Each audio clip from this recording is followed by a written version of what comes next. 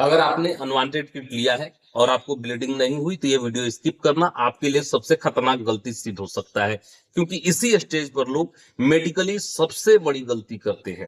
मैं फार्मासिस्ट हूं और मेडिकल स्टोर पर रोज मुझे सवाल सुनने के लिए मिलता है कि सर मैंने गोली ली थी लेकिन ब्लीडिंग नहीं हुई, अब क्या करूं। अगर सच बोलूं तो हर केस नॉर्मल नहीं होता और हर केस डेंजरस भी नहीं होता। मैं इस वीडियो में आपको 3 साफ बातें बताऊंगा, जिसमें पहला है कब ये ब्लीडिंग ना होना नॉर्मल है, दूसरा कब ये डेंजर साइन बन जाता है, और जल्दबाजी में लोग कौन सी गलती कर देते हैं जिससे उनका जीवन खतरे में पड़ जाता है।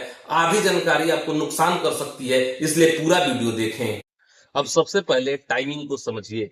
अनवांटेड किट लेने के 24 से 72 घंटे के बीच ब्लीडिंग चालू हो जाती है, लेकिन कुछ लोगों में यह 3 दिन तक ब्लीडिंग नहीं होता।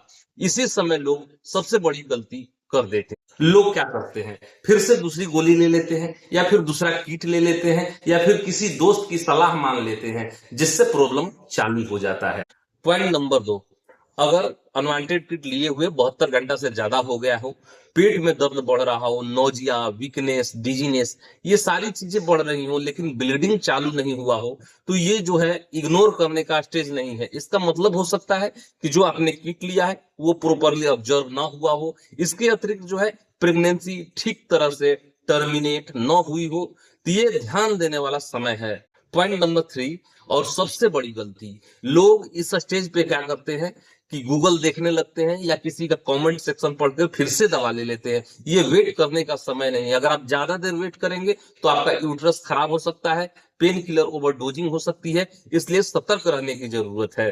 Point number 4, clear action, no soft talk.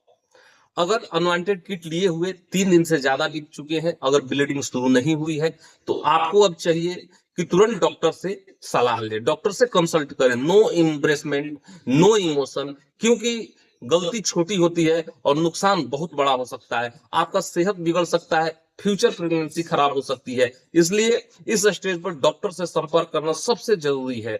अगर आपको वीडियो पसंद आए तो चैनल को सब्सक्राइब कीजिए और लाइक कीजिए और शेयर करना ना भूलिए, किसी का जीवन बचा सकते हैं आप। अगर आप मेडिकली सही जानकारी चाहते हैं, दवा के बारे में सटीक जानकारी चाहते हैं, तो आप इस चैनल को सब्सक्राइब कीजिए।